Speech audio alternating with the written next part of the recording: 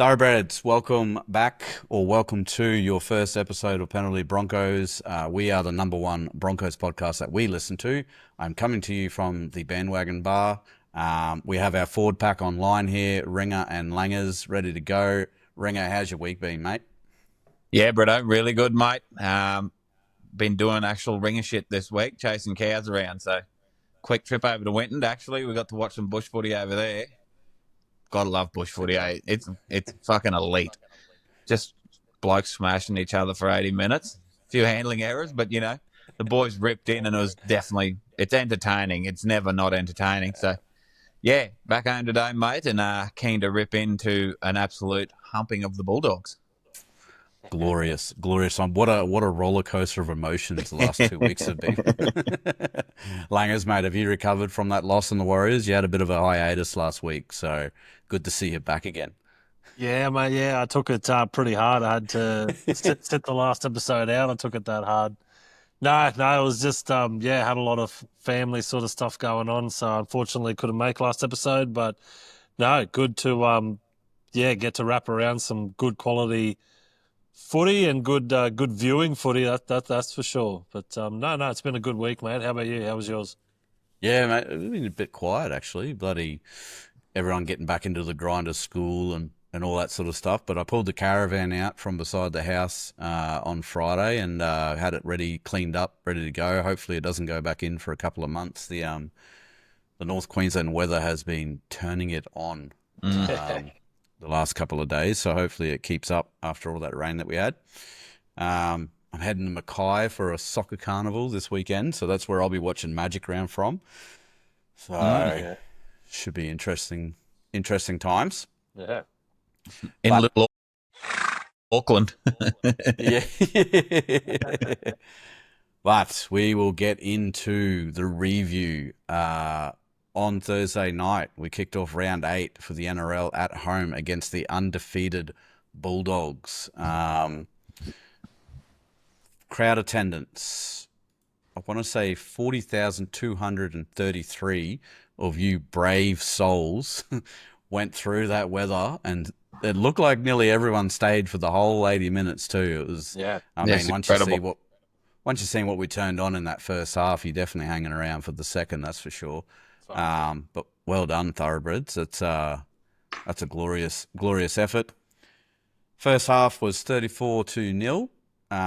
Second half was 8-18 by way of the Bulldogs to end up with a 42-18 absolute humping win for the Broncos. Quick stats here: 56% possession to us. We completed at 83%, 36 sets out of 43. We cleared the same amount of sets that the Bulldogs attempted. Finally, we are on the other end of that stat.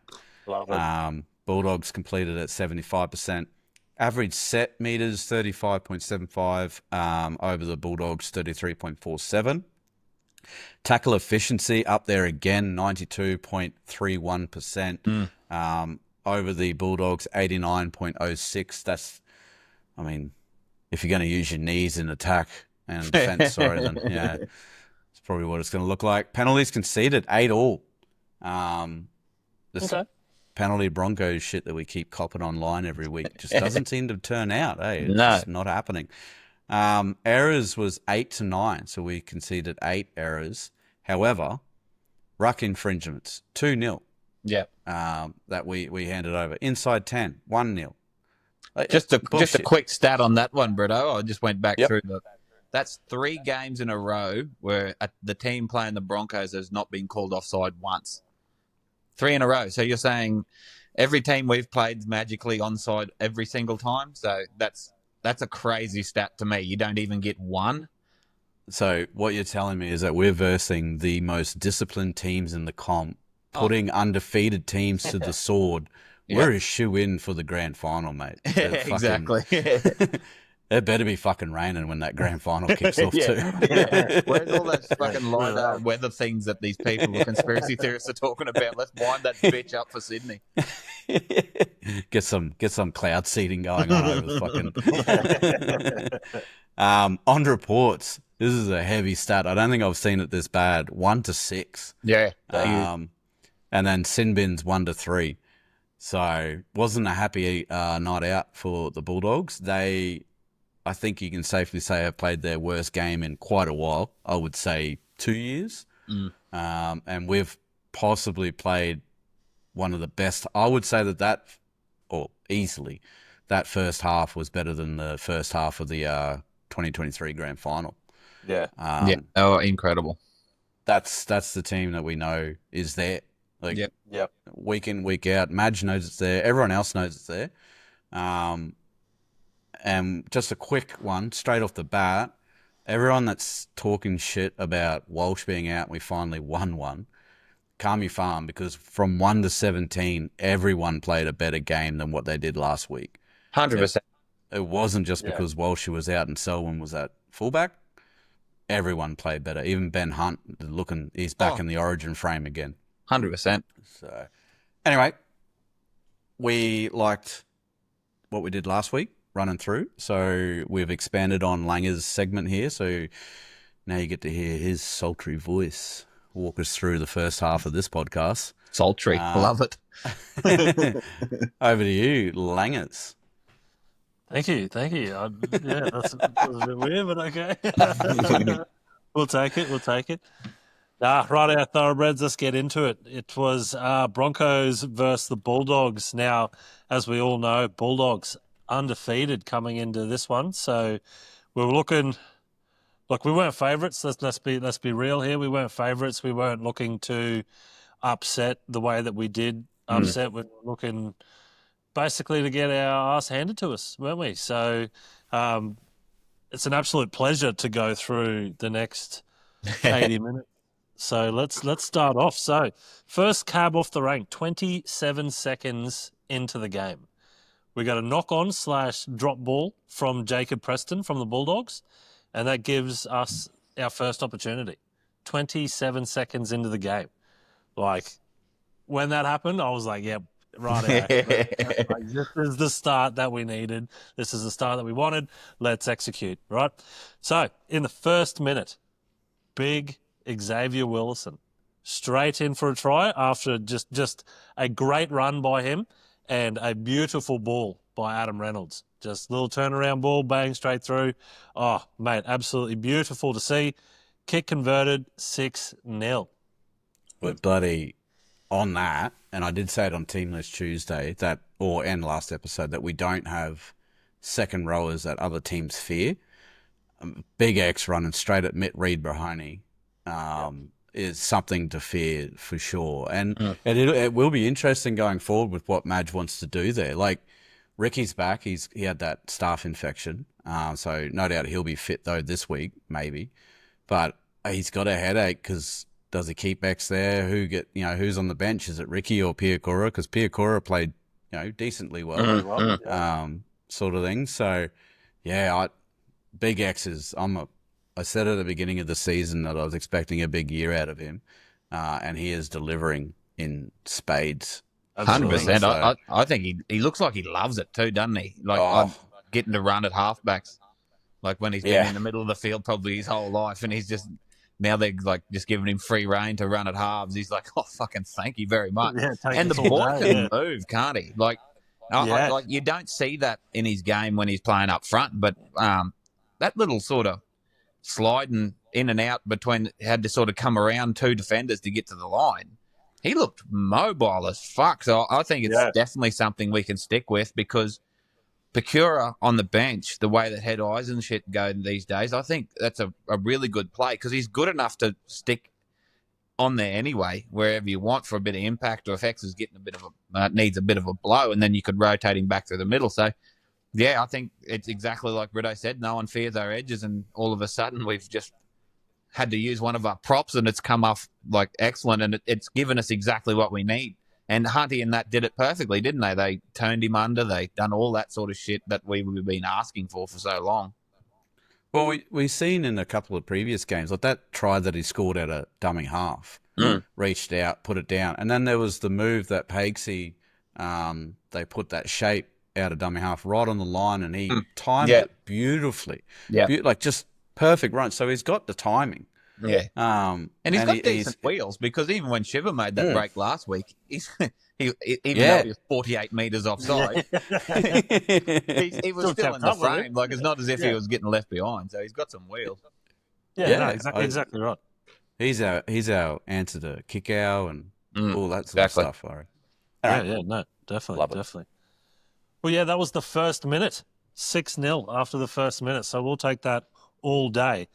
Then in the third minute, we had probably the most surprising thing that probably ever happened that To I don't you. think anybody was expecting, really. I certainly wasn't. But we had a 40-20 from Billy Walters. And what a 40-20 it was, too. Yep. It was, just no one was ready for it. It was mate, Bizarre. Yeah, beautiful. Hats off to the man.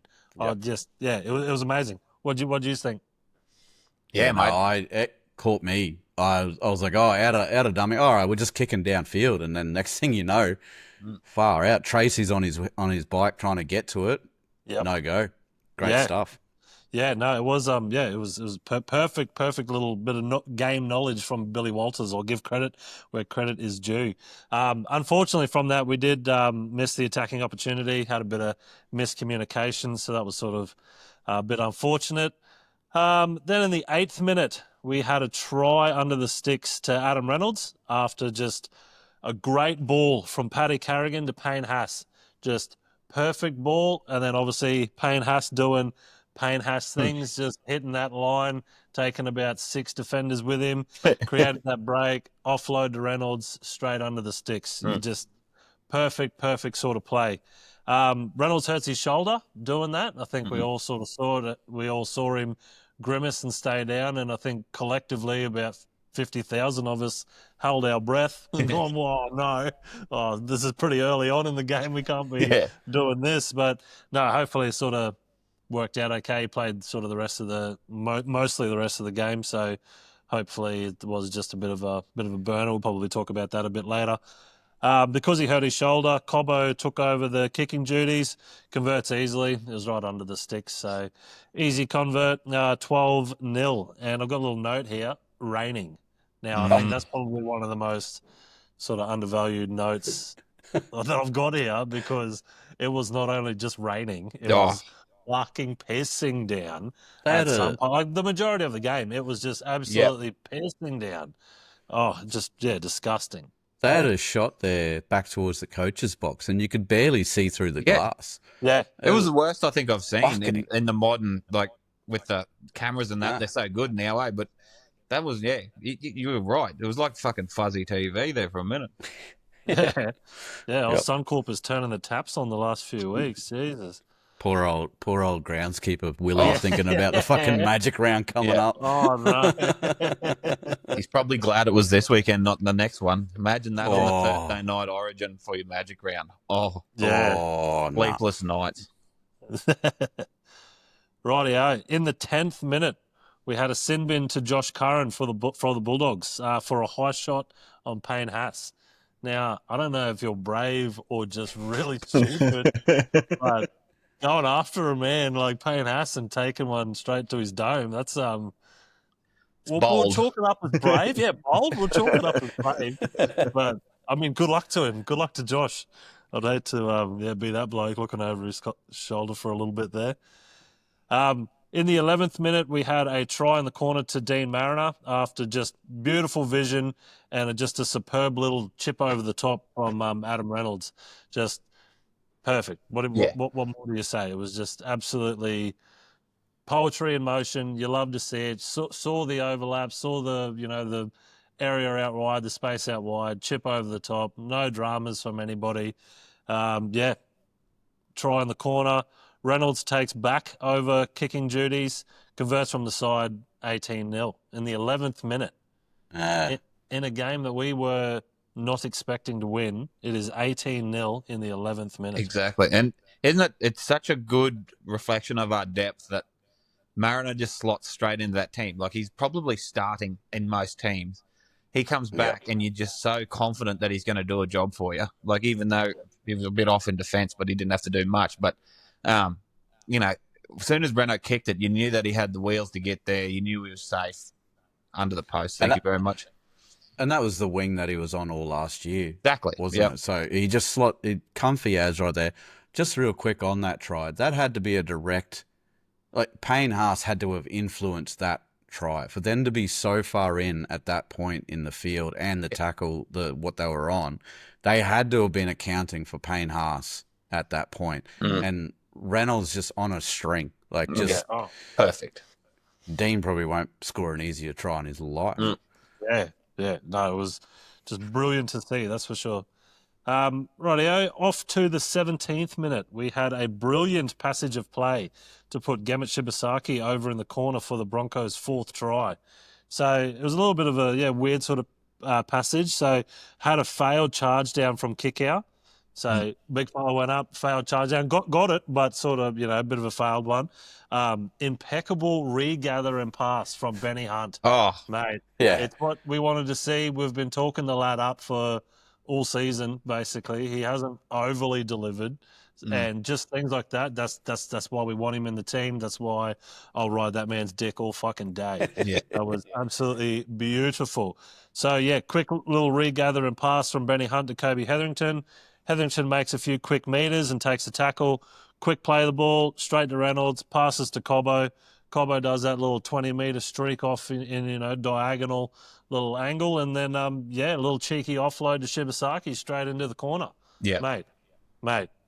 That was, that's when that went in. So, like, Reynolds, he converts from the side, standard Reynolds behaviour, 24-0, 17th minute. That's when the lippy langers started to come out. That TV copped a bit of abuse from old safe in the armchair langers. 100%. Wow. You started to believe then, when 24-0 up, you're like, this isn't stopping. No, it was, and just on a roll too. It just sort of looked like, there's more to come, which there was, and it was just Bulldogs had no answer. It was starting to just be a great viewing pleasure for the Bronco fan. Started to get a little bit relaxed in the lounge room. In the 20th minute, we had a beautiful show of strength and defence, taking the Bulldogs over the sideline to give the Broncos another attacking opportunity. So it was just, we had attacking opportunities, we converted them, we're getting tries, and then the Bulldogs were trying to have a dig, and then the Broncos were just staunching them in defence, taking them over the side. It was a great 20 minutes of football. Like, normally we sort of it was a bit of grindy, and then, first attacking opportunity, blah, blah, blah. That's sort of it for the first 20 minutes. But here it was just pandemonium from 27 seconds straight in. So it was, just crazy to see. So unfortunately, that attacking opportunity that we created, it wasn't converted. Couldn't link up for a try in the corner. And I've got another note here. Pissing down rain. The rain has increased. Now pissing down. I just on the whole attack, like normally most teams have been coming out full bore at us in the first 10, 20 minutes, I guess you could say, and we sort of back our defense, weather the storm. And then like you've said, normally we don't get the attacking opportunities right. We get ahead of ourselves. We can't get out of our own way, and we go from there. But it was great to see the tables turn and see what happens when that doesn't occur, sort of thing. Beautiful. Excellent. Glorious watching. From the 20th minute to the 27th minute, we have another beautiful kick leading to another beautiful try. Just another Adam Reynolds beautiful kick over the top for another beautiful Dean Mariner's second try in the corner. We'll call that beautiful. And we will. That's what it was. It was just like, you're relaxed, you're happy, you're watching footy, life's good, and then Reynolds pulls that shit out, and you're just like, yes, this is what I have come to my lounge room. You invite the missus and the kids back. They're not cowering in a corner anymore. They can come back inside their house, right? Mine left the lounge room when X went over. Not realizing I had a $5.30 bet on him to score. On that though, too, it was Dean's birthday on Friday. So Yeah, righto. Oh, perfect. a double for your birthday, Dean, mate. Good effort. Good effort. Mate, good effort. Nice little birthday present for yourself. Reynolds hits the uprights, so kick not converted. Was out to the side, so we would definitely forgive the little general for that one. 28-0 at the 27th minute. So looking on track for point a minute here, which was just perfect again. Then in the 29th minute, just not relaxing that pressure at all, we had a 40-20 from Adam Reynolds. Yeah. And what a 40-20 that was as well. Just sort of took Billy Walters' 40-20 a little bit personally and said, oh, well, mate, I got to fucking, show this lad up here. So, yeah, he does one himself. And perfect. Just like you said, Brito, the man had the ball on a string. Yeah. It was just a masterclass from Adam Reynolds. Once again, it was beautiful to see. Attacking opportunity leads to a Bulldogs dropout, so we're down that end of the field, which is good to see. From the 29th minute to the 31st minute, we end up with a try in the corner for Jesse Arthurs after a Paddy Carrigan run, which, I mean, if we watch it back, it attracts, half the team when he ran the ball, the big fella. Pass to Ben Hunt, who throws a lovely cutout pass to Jesse for him to streak down the side of the field and then do that little bit of a little bamboozle of a little side step for the fullback Connor Tracy there, and score in the corner. That's its name now, the hohoi. We're going to coin that. Jesse Arthurs, here he goes down the sideline, and there's the hohoi. You've heard of the goosey. Goosey. Now it's the hohoi. Never give you the hohoi. I like. I'll just interject there. I seen Kempy, bloke in a bar, break down that play, and as soon as Critter kicked it, Ben Hunt called for it. I did see that video. Yeah, it's great having ex-players as people who can break the game down to know that shit. And that they must have kept an eye on Critter, and like he said, he kept him tackling, so he couldn't get back to his mark, and then just spit it out to the bloody side, and over we went. That's the sort of shit that you can just hook to my veins when, like, Kempy and Gronk and that do that sort of analytic shit that you don't even fucking see. And then they, like, it makes so much sense when they, when you watch it and they break it down, you're like, oh, look where Critter is, he tries to make a tackle, blah, blah, blah. And then you're like, fuck, these cunts they're like, no wonder they're elite. Like, that's fucking incredible. Watching footy as an ex-player would be so fun, I reckon. Yeah. Because you know what the calls are, you know what they're doing, you know their plans and all that. It'd be great. Also, real quick, 40-20s in the league. We're in round 8 now, and the Broncos have 6 40-20s. Yeah. To their name. The only other people to hit one this year, and I've got to be careful here because this doesn't include the games all of this weekend, but I don't think I've seen many. So Mitch Moses, Metcalf, Hughes, Trindle, Townsend, and Owen Paddy. Oh yeah, that's beauty against us, the prick. Yeah. They all have 1 to their name. Renault's got 3 now, I think. 3. Walsh has got 1, Hunt's got 1, and Walters has got 1. And I've always wondered, like, Jack, when we played the carnivals when we were in high school, Big Brendan could punch. Yeah, Confro. Big Brendan could punch out a 40-20 at that age, right? Yeah. And it's always perplexed me why there's not more attempts at a 40-20, because we've gone away from the age where it used to kick to the corners. If it went dead, everyone got a breather. Set the scrum. Yep. No, you didn't care if it went over the sideline, sort of thing. Like, that was a tactical ploy. Now you see them, they're like, they do not want it to go over that sideline at all, sort of thing.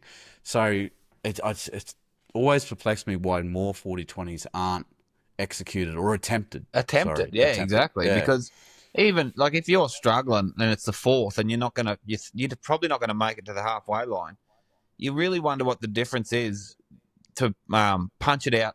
Even if you miss it and it goes out over the sideline at the 22, like, you do get a bit more of a break than having to run from the 50 down to the 10 and then, like, work your tackles back. So I'm with you on that, and it seems I hope they don't, because we definitely are pilfering it whenever we get a shot, and so we're coming up with the best goods too. That's the best thing.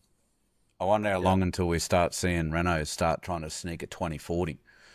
I've never seen one even attempted, and I think it's sometimes like imagine Burton, bro. Bastard kick it to the 10 if he wanted to. Good stuff. Yeah, definitely.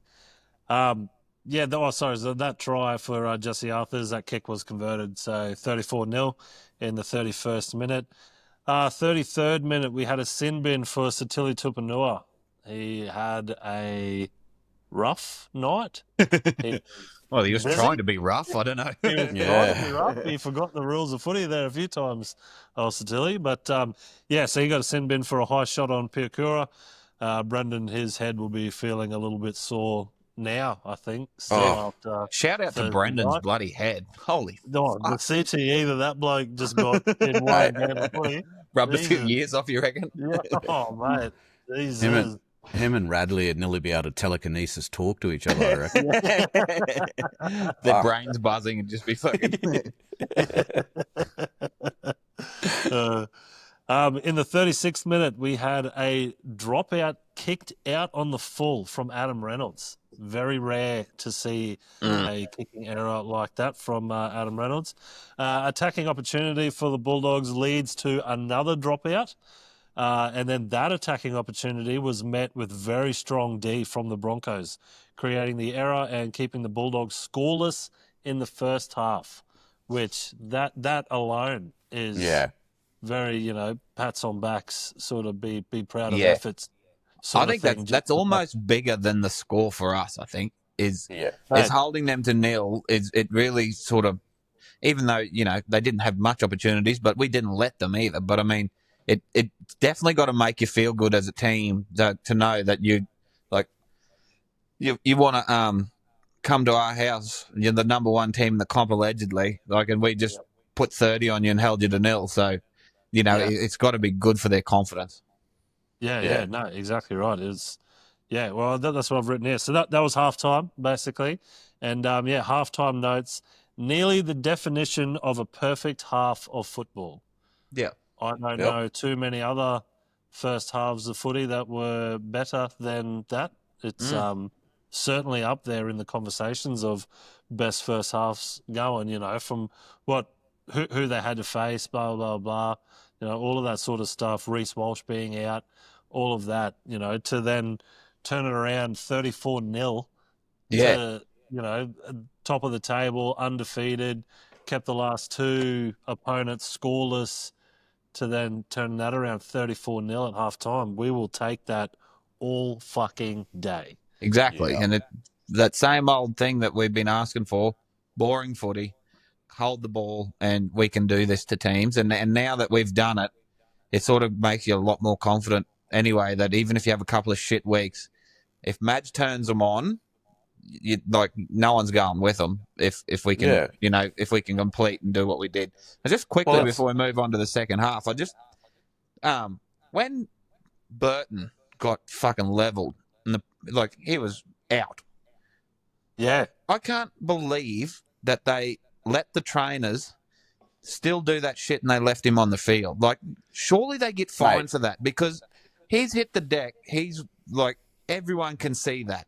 You just pull the kid off, don't you? And you say, try and look after him a bit, because if he's in behind the ruck there and Payne Haas comes at him and collects him again, that's where the shit gets dangerous. So, yeah, I reckon they need to be fined or bloody shot, I think, because it's horrible. You could see he got knocked out. The Broncos players were trying to help him. Renault tried to stand him up, but he took off. But, I just hate seeing that when the trainers wait for the independent doctor now. It's ridiculous. Pull the poor bastard out of the game. You just watched in real time what they try to do to get around that and use that HIA to their advantage. If he was a forward, guarantee it, he's coming off. 100%. Have a break, big boy. Sit you down, put an ice pack on your head. Are you okay? Get the fresh forward out there. Now we'll rotate you back 15 minutes later. That was a free interchange that we got. 100%. He's a playmaker or a winger. Nah, leave him out there. We don't want him to come off. I hate it when they come out and they talk and they whinge and shit about everything else that goes on, but then they're quite happy to let people just stay in harm's way because it's a playmaker or somebody that they don't have easily replaced on the bench.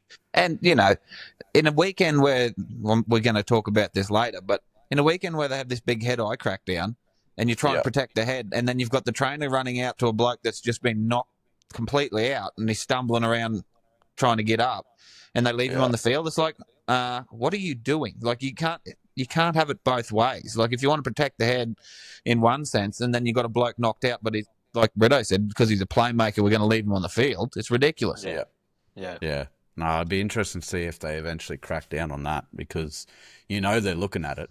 Yeah, exactly. Yeah, definitely. Right, a couple of other little halftime notes here. Apart from the Reynolds kicking the dropout out on the side, out on the full there, his kicking game was exquisite in that first half. So hats off to you, Mr. Reynolds. A lot of the points and the situation that the first half was because of his kicking game. So hats off to you, sir. Fuck you, Convo handling fullback well. I thought he had a great first half at fullback. Hopefully the stats sort of reflect that. We'll probably get into that a little bit later on. Pissing down rain. Again, solid team effort all around, and I've got ground starting to get ripped up. Yeah, so that's a bit of an understatement as well by the end. But that was the first half of footy. So if you weren't entertained by that first half of footy, Thoroughbreds, I don't know how you to haven't got a pulse. You. Yeah, we can't help you. That was good shit. Real quick as well, Reynolds is nearly in the area. If you had a gun to your head, fuck, you'd be letting him kick, wouldn't you? For your life. Oh yeah. Like, he missed one and it hit the post. Like, fuck me. Yeah. No, I think he's the only one. Like, even if you got the whole roster to choose from, I think you'd still be going from him. Yeah. Fuck, if I had the whole league, I'd be picking him for sure. Yeah, fucking oath. At the moment, he's nearly the best half for New South Wales if you're picking on form. Like, they're not going to pick him, but I mean, if you were going back to that thing, if you were watching rugby league for the first time, you'd go, well, he's obviously the best at that. Yeah. At the moment. Never say never. They might pick him. Not pricks. Leave him alone. Right, now let's get into the second half, Thoroughbreds. So 5 minutes into the second half, just some good, grindy football from both sides. Good to see. Bulldogs started to mount some pressure. Then, in the 45th minute, we had a try in the corner for Marcelo Montoya for the Bulldogs' first try after, just sustained pressure. Kick converted, 34-6. Anything you boys want to add on that one? Nah, mate. Bit of shit. We'll move on. 51st minute, we had a penalty for a raised knee for Satili Tupanua in the side of the mush of Piakura. I will have something to say about this fucking one. Mate. Holy shit. If you have the fucking bunker going back 8 plays in a Manly v Panthers game to send somebody off for a fucking pissant head-high tackle, and they have not gone back to send Statili off, I'm sorry, but you've lost me. Like, what are we doing here? And then for Montoya to go to the bin, Montoya shouldn't have gone for the bin. Like, no. That was bunker in the ear, hey, we're not going to send him, and the ref going, well, fucking someone's got to go because that's a howler of a fucking thing. Boom, head high, you're gone, Montoya. Like, and like I said, you want to protect the head. We got Brendan Piakura, who is a known CTE fucking advocate. Mate, the lad is going to be a fucking poster boy when he retires, sort of thing. Yeah. And you've just got that shit going. Like, I'm sorry. Like, yes, he's a Broncos player. It's the other team, whatever. And he should have been sent off, not been off. Well, he got him with both barrels. He raised the knee, and then when he stepped over him, got him again with the other one. I was like, come on. Fucking smoke the guy. And like if you want to... And all it is, it's because they think that they sent too many of them off. So they go, oh, well, we can't just have too many more sin bins. It's like, well, what? So, when they did it to us in that Magic round a few years ago, when there was just that Manly game or something, they sent 4 or 5 of us off. But, I mean, that's the only reason that he's still on the field, because he already got sent off. And then they're probably thinking, oh, well, we've already sent a few of them off. We probably shouldn't keep going with this for the game's sake. And you're like, well, what, does head contact not matter once you've bloody got 3 head eyes in a row? Yeah. Mate, if you put it down letter of the law, it was with intent and forceful contact to the head. If Like, from an just because illegal it's- action, raising the knee, illegal action. Yeah. Marty Tapua has been sent off for raising the knee. Like, we've seen that happen. So I'm sorry, like, all the shit reffing, and we will talk about it at the very end of the podcast, Thoroughbreds, you've lost me at that point. Like, I'll try to believe in you, and I'll try to, stick with the game plan, but you've completely lost me there. Like, everything you do now is worthless, in my opinion. Anyway, it's my 2 cents. From the 51st minute to the 52nd minute, we get a sin bin from Marcelo Montoya, like what Brito was just saying, for a high shot on Brendan Piakura. So the lad got smoked in the mush twice in 2 minutes and 3 times in the game. So, yeah, shout out to the nurse that will be looking after Brendan Piakura in a couple of years. We probably shouldn't be hypocritical there. Did Brendan go for a HIA after that? I don't think so. I don't think he did. Yeah, see, again, he should have been sat down and just checked. Like, and how the independent doctor didn't pull that out if he didn't go for it, I've got no idea as well. Like, I know he didn't show signs, but he got kneed to the head by a fucking 110 kilo prop. Yeah, okay. Yeah. And it's your third head situation for the game. Nah, he's fine. He's all good. He's all good. Summer high tie. Coach said it's okay to bleed from the ears.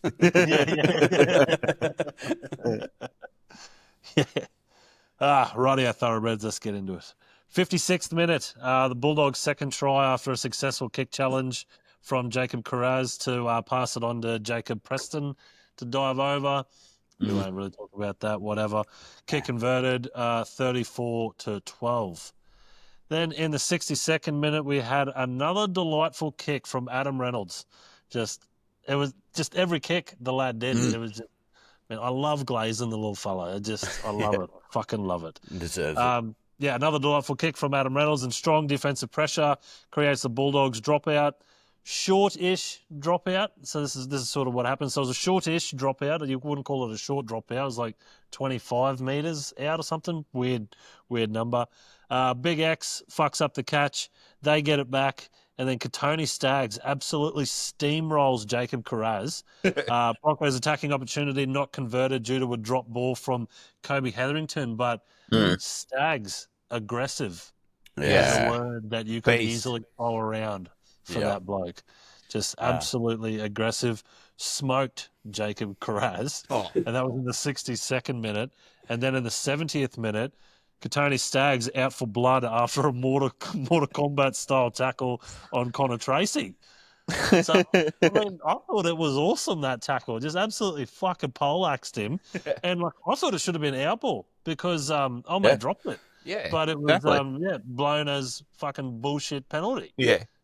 That tackle that Renault caught from Metcalf. I want to get a side by side view of that and just be like, what's the difference between that one and that one? Like, good point. Both had the same angle when they hit the ground. Except Katoni's legs were higher than Metcalf's when they hit, so that's why he blew a penalty. Like, yours look cooler. That looked too cool in the modern game to not be a penalty. It did look cool though. Fuck, it looked like he absolutely sent him.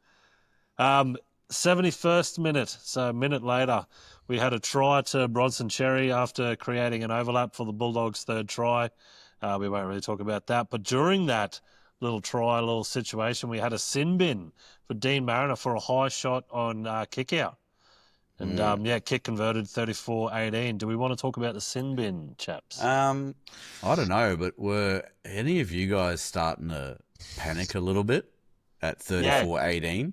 34-18, not at the 70th minute. I think, I thought we had. If this was the 55th minute. Yeah, exactly. Absolutely.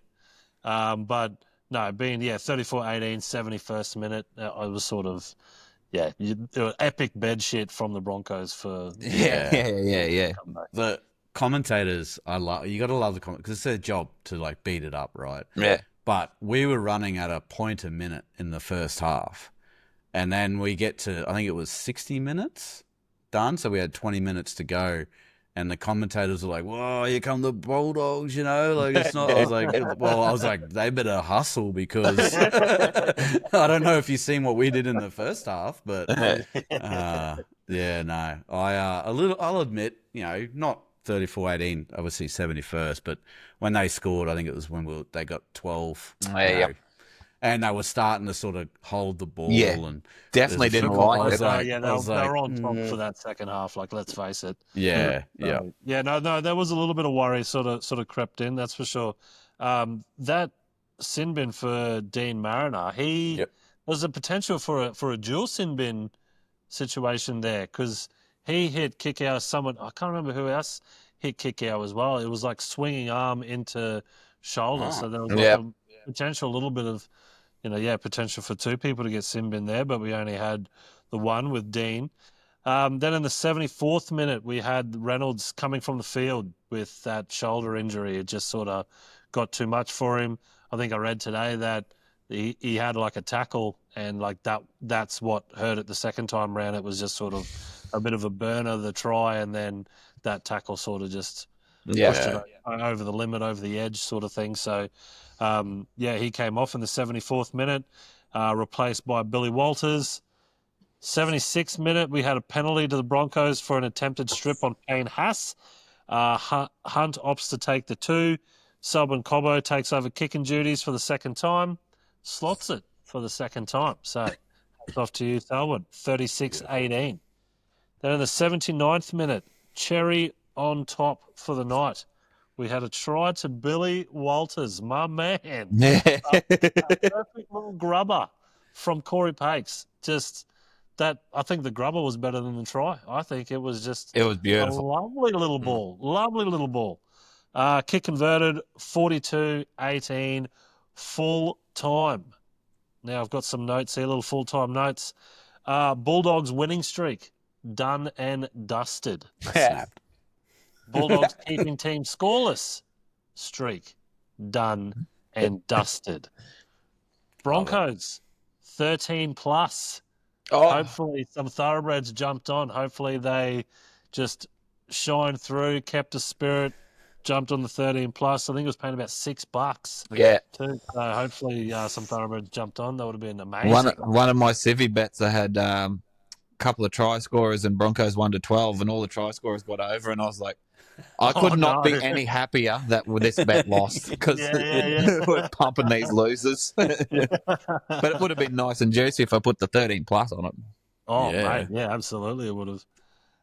Second half wasn't the greatest as the first, but I mean, let's all be real. When you've got a godlike first half like that, your second half, it can sort of be less than impressive. A couple of little honourable mentions. Stags, aggressive. The Haas and Carrigan combination, once again, just on another level, I think is a good sort of term to put it. Reynolds, absolute masterclass. Had the ball on a string. Just amazing to see. And Cobbo did well as fullback. I thought he did well. Hopefully we'll get into the stats, and that will back me up. Poured rain for a large portion of the game. I think that was evident in our viewing. It was just pissing down rain. Groundskeepers will have their work cut out for them this week. So I think that's definitely gonna. They're gonna have their work cut out for them. That's for damn sure. Little stat here, little weird one. 48 minutes between the Broncos' 6th and 7th try. So from the 31st to the 79th minute, 48 minutes in between drinks, but doesn't really matter because of the 5 tries we scored before that. So, evens itself out, so to speak. Good to see a few players playing out of position and doing it well. Good to see Billy Walters. He slopped in for a little bit there. That's good to see. Silenced a few haters, which is good to see. We definitely saw them sort of come through the woodwork after a loss this week at Penalty Broncos. So definitely silenced a few of them, which is great to see. And last one. Bring on the fucking Panthers, boys. Fuck oath. Fucking blood in the water for that game, isn't there? Oh. Especially at Magic Round. Yeah. Panthers home game. Great stuff. We'll take it. We'll take it. Yeah, that's it. And that point that you put out there, 6th and 7th try, the amount of time that we had.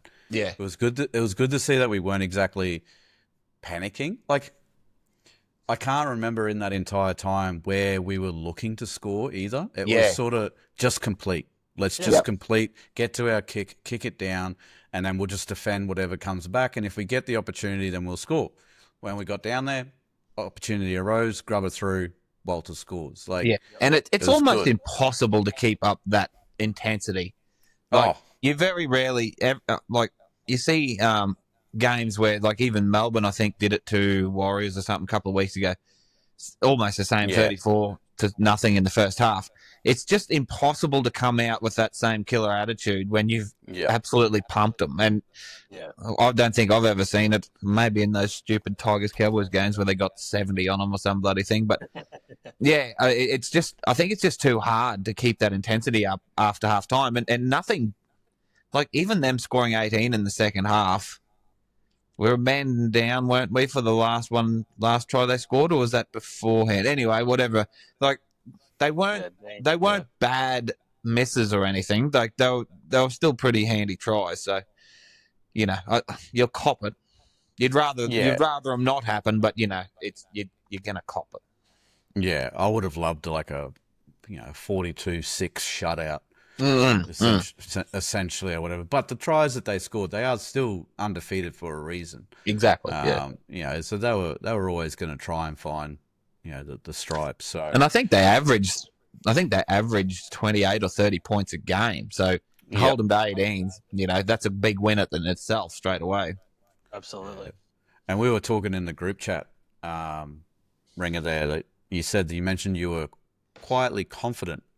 That's the weirdest thing ever. I was trying to make myself nervous by thinking about it.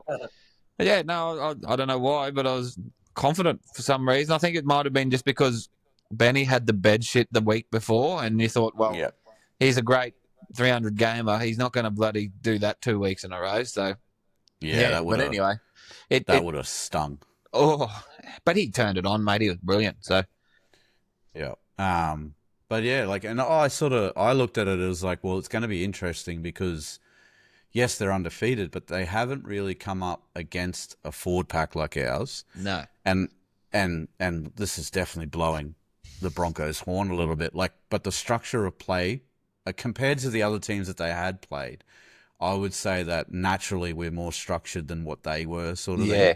So to come up against that defensive structure plus the attacking structure, I was like, it's going to be interesting. Like, we're probably going to lose, but we're in for a sniff, surely. Like, if they give us half a chance.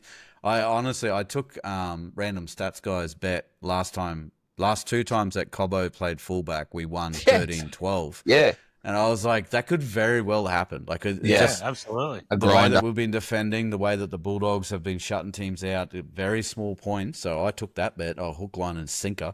$171 for those wanting to know what it was paying. But unfortunately, I did see another stat too, not long before the game, where it said, I think only one team that the Bulldogs have played are in the top 6 for points scored this season. Yeah. So, like, they haven't played anyone that can put points on, and that sort of made sense to me a bit. Like, the Knights, absolute dog shit at the moment. So, you're like, you put a line through them if they didn't score a try. But, so there were signs there, but I definitely didn't have this in the mix. Yeah, no, definitely not. All right. Man of the match time. So I struggled to just find somebody different. Somebody else grabbed man of the match. Like, looking through the stats and whatnot, but it had to go to Payne. Yeah. It had to. So in 65 minutes, and I've got last week's, competitive win this week. Pretty sore loss last week, right? And these are the numbers that he's putting up each week. 65 minutes this week. He played 61 last week. 28 runs compared to 21. 261 meters compared to 219. 102 post-contact meters compared to 105 last week. The lad has run the length of the field twice in 2 weeks with people on him. One line break assist, 1 try assist, 6 tackle breaks, 5 offloads, 32 tackles, 0 missed, 2 ineffective for an efficiency of 94%. 0 kicks this week. Unfortunately, but zero negative play, clean sheet. What do you keep saying about somebody who just keeps punching the?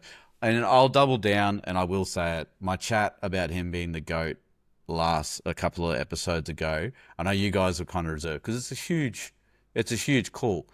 But I think now if you start looking at who has played their position the best, I think he could be a clear winner there. Like, you've still got Johns. I know he's, him playing that position, unreal, what he did. But Payne's not just playing a prop forward role. He's playing a game breaker role, and he can win you a game. Like the try to Reynolds, and then the 2 to Mariner that came after it was because he was in the location, sort of thing. So crazy stuff from Mr. Payne. So he got my man of the match.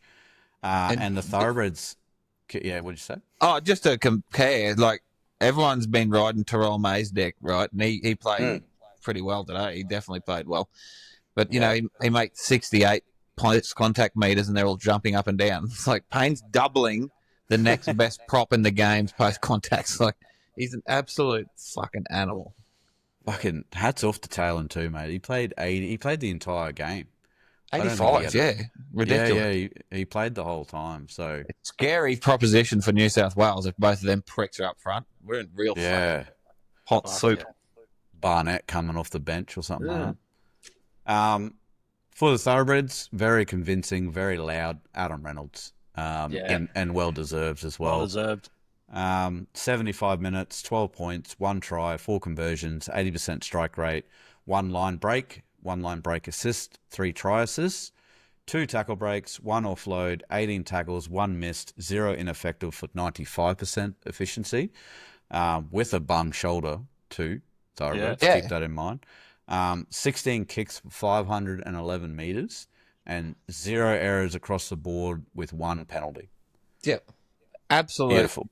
Goated shit from the little general. And he's not as if he made 18 tackles on fucking Billy Kickout. Like, they were shotting him at him a fair bit, so you got to give him. He's a tough little bastard. It just raises the question even more, and I see more and more people talking about it. His contract for next year, like, is he worth moving players on to keep him, or do we bite the bullet, do like a DCE and Manly where, like, we're sorry, but we have. Well, they didn't say sorry; they just said no, fuck off. But it's going to be. I'm nervous every day that I wake up. I'm wanting to hear some signing news that I don't want to hear. Yeah, exactly. And even Campy said in that one the podcast he did on Friday after the win, he said, "Don't worry, the deal's going to be there." So, like, they must be pretty confident that. And you'd be silly not to, when you, like, a 2-year deal. Couldn't you back end the shit out of that with being a coach role? Like, couldn't you say, well, we're going to pay you fucking $500 to be halfback, and then the year after we're going to pay $800 to be a fucking halves coach at the Broncos? Well, I know that there's a minimum that he has to get paid. Yeah. And the NRL set that, so they obviously look at it. It probably helps us because he doesn't get picked for rep. Yeah. And he's aging. Yeah, so it would be low, but he'd still have a minimum. Yeah. And just whether or not we could afford, like, we might have to. I mean, we've got enough hookers. We could probably move a hooker on, unfortunately. But like, that'd be where it comes down to, I reckon. And I think they'd be waiting on, because Katoni was meant to be re-signed at the beginning of the season, but that's been awfully quiet about that. So it'd be interesting to see what money Katoni demands and whether Cobbo re-signs. Well, he So did do that interview today saying that he wants to play fullback pretty much. So it's like, Oh, you don't blame the lad. I mean, no, should know. He's fucking pretty good. fuck, there'd be 16 other teams out there that'd have a Cobbo wanting to play fullback. Like, Fuck yeah. aside from, what do you got? Roosters. I'd say Roosters and Storm would be about the only ones that wouldn't go after him. Yeah, pretty much. Really. Exactly. So, interesting times ahead, Thoroughbreds. We'll move on to some stats and just some sort of team chat where it comes to that. The headliners, most tackles, Paddy Carrigan punched out 34. Preston did 47 for the Dogs. Most run meters was Haas with 261. The next closest in the Bulldogs was 147 meters from Carraz. Yep. Most line breaks, it was 1 to 2. There was a lot, like we didn't stack up the line breaks, everyone, but it was sort of sprinkled throughout the team, really. And then most post contact, Haas 102. The next in the Bulldogs, they had 43. Yeah, and that was Sherry and Hayes that got that far out. Most runs was Haas on 28. Carraz managed 19. Offloads, Haas 5. Carraz had 4. And then most tackle breaks, Shibasaki, Haas, and Big X had 6 each, splitting them. Yep. And Tracy managed 3 for the Bulldogs there. So we'll go on to the back line. We had Cobbo, Mariner, Stags, Shibasaki, and Arthurs. They did a lot better than what they have been doing the last couple of rounds when it comes to the forwards laying a platform and them taking advantage of it, or not destroying it, or not creating an error. So they topped the team in points, tries, line breaks, and tackle breaks. Stags, hats off to you, 100% tackle efficiency. 19 tackles, 0 miss, 0 ineffective. They overall tackling was 79% for the back line. Not the best, but I mean the conditions as well. I'll make an excuse for them there. And then errors. They didn't create the most errors, which was very pleasing to see. Definitely. So yeah, any chat there, Ringer made on the back line, lads? I think anyone you want to shout out? It's just a good performance. I think Shiba has absolutely locked himself into being probably the best bolter of the year across the NRL. Like if you pick any player and tell them end of last year, Gamat Shibasaki is going to be probably one of the best stats-wise centers in the game, you'd be like, who? So, it's pretty handy. Like I said, the depth is great to just be able to bring Mariner in. He really stepped it up. I think Jesse Arthur's done a fair bit more good work when we had to soldier it out of our own end a couple of times, a couple of more good runs and a scoot there. So, and then Cobbo, mate. He's very talented, that kid. And it just because of the rain and because of no Reese, we just went straight and did what we probably should have been doing. And Big Sally was just out the back there waiting for opportunities. And when they come, he exploited it with that little pass to Shiba. Nelly went wrong. He bobbled it, but he got it back in the end. So, very solid performance, mate, especially in those conditions. Pissing down. Yep, definitely. What about you, Langers, mate? Anything stand out for you? No, I'm just sort of mirroring what the Ringers just said. Just looking at these sort of stats, and you got the whole back line, like they all put on points except for Stags, but then you look at the defense on Stags and just holy fuck, like the man is just a tackling weapon. He is aggressive, he is assertive, and just fucking poleaxing people like nearly every tackle. Like it's good to see. So it's good that there's a lot of green sort of stats, a lot of good stats. There's no big errors, big holes, or big issues or anything like that. No, just some good overall stats for individual players and the backline, mate. Yeah, good to see.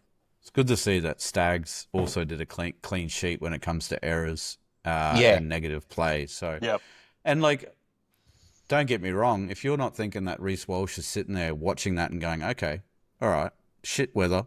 That's what Cobbo did. Well, let's see if I can sort of replicate that when I get back in, sort of thing. So Yeah. especially if he's consistent at it and it consistently works for us over the next 4 weeks. Well, I think that mainly shows, and I hope, surely they start doing this week in, week out, is that we don't have to rely on purely Reece getting us points, because that's what we seem to do with our side-to-side shit now.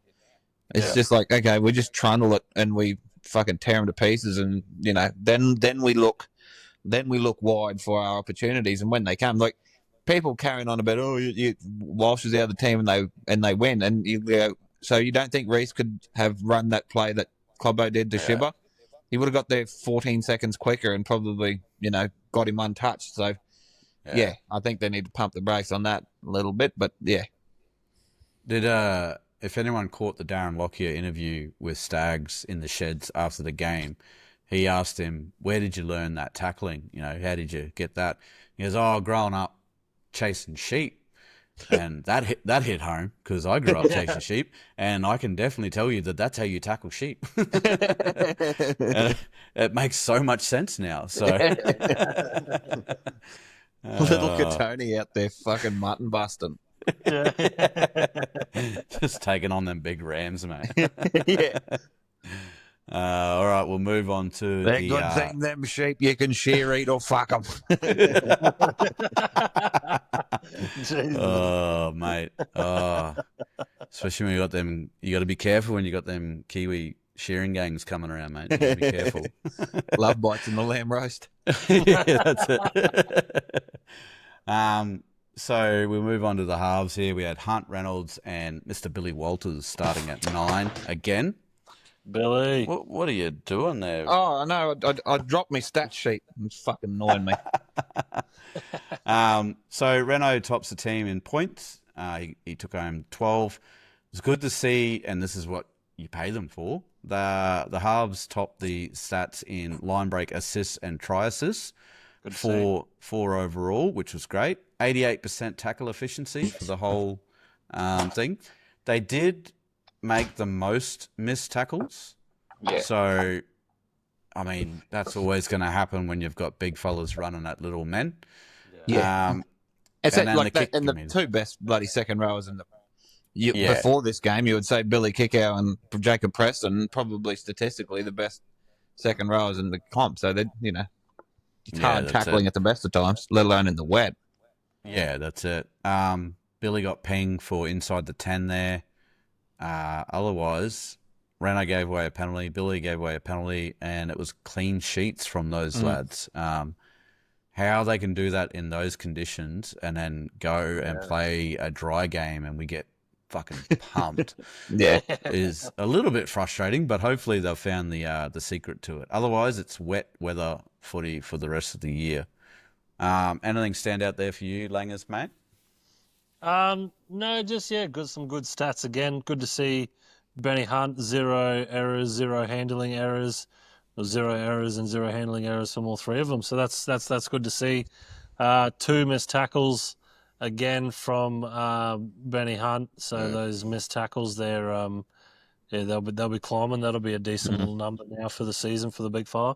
Yeah. But no. Apart from that, and I mean, you explained it pretty well. There's big blokes running at small blokes, so it is bound to happen.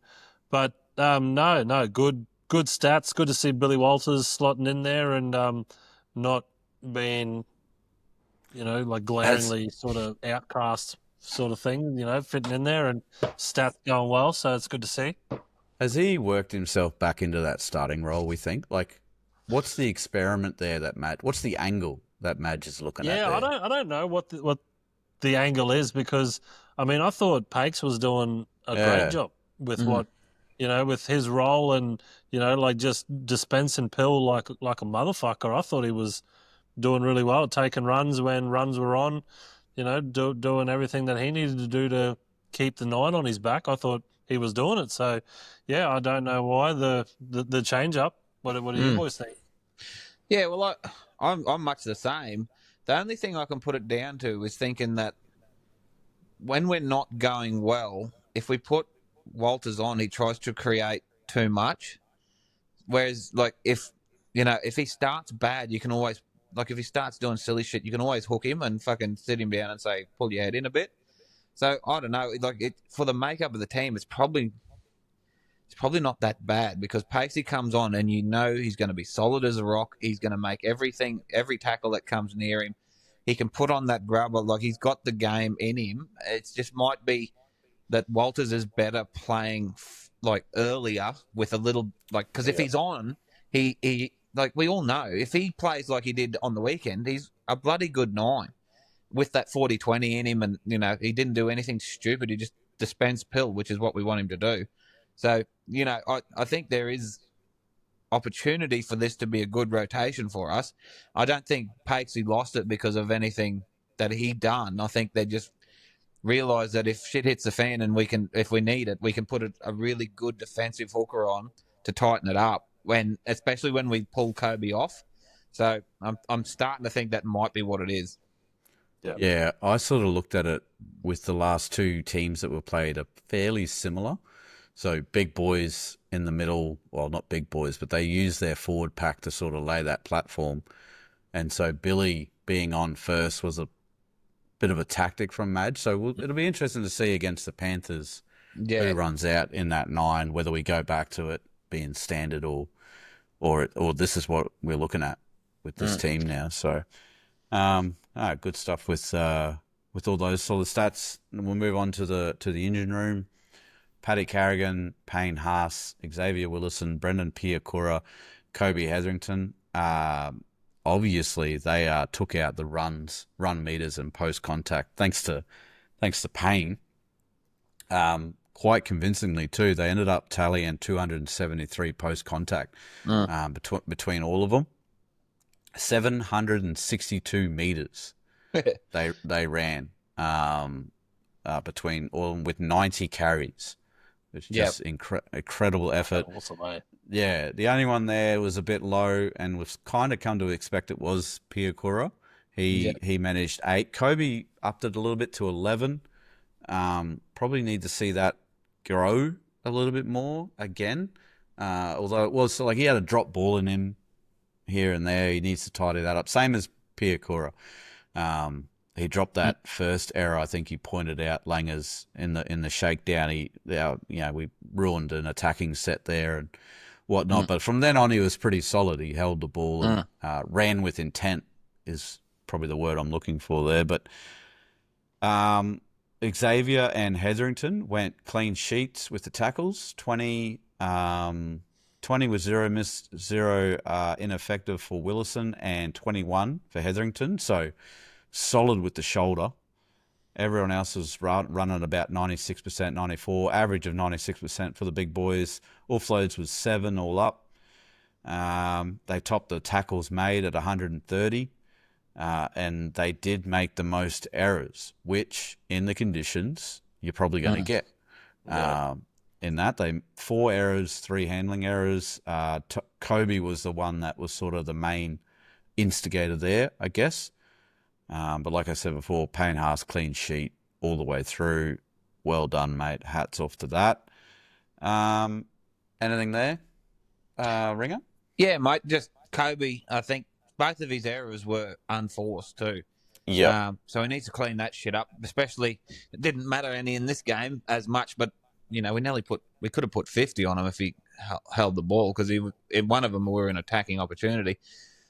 But just clean that up. But yeah, the engine room is humming, and I think we've found what we need now with Willison. If we can turn him into a damaging second row, I don't care if Piakura or whoever's going to be on that edge only takes 8 runs, because we're going to get 15 to 20 out of our other edge. And that's all we want. So make your tackles, protect your halves, and then let Big X cook on that other left side. I think, is going to be, which we know what Jordan can do. Jordan can tackle his ass off and be solid on that right side, and we'll just let Big X run fucking rampant on the left. And hopefully that goes good for us, mate. But yeah, and then you got Patty and Payne just setting benchmarks. Like, it's incredible. So all I think we do is just tether ourselves to our forward pack and just play off the back of it, and let them cook like the great Broncos teams of the 90s and 2000s. When you think of teams with Petra and Webke and Thorne and bloody Ashley Harrison and all these sort of just guns, like we just played off the back of it. So that's what about you, Langers, mate? Yeah, I think the engine room is absolutely humming.